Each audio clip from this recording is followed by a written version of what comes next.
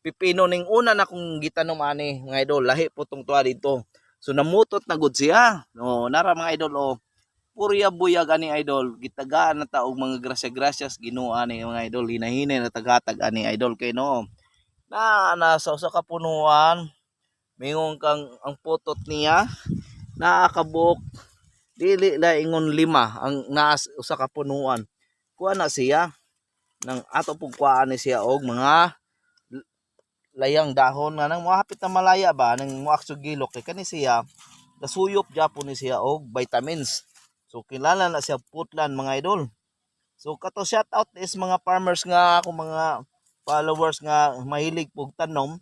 So kaning imong pipino mga idol kung kinsa tong gatanog pipino, di dapat yun na nimo og padagkanon og katong muhilo na ng kuan niya, muhilo na niya ang iyang mga dahon kay gasuyop ra gyapon na sa vitamins. So magabono ka ang vitamins niya, suyopon ra gyapon. So at gipang kuan diri mga idol.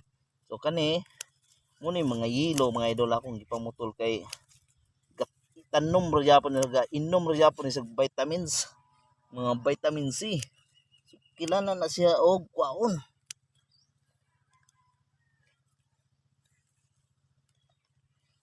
Kabalo ka idol, ang akong partner in life tuwa sa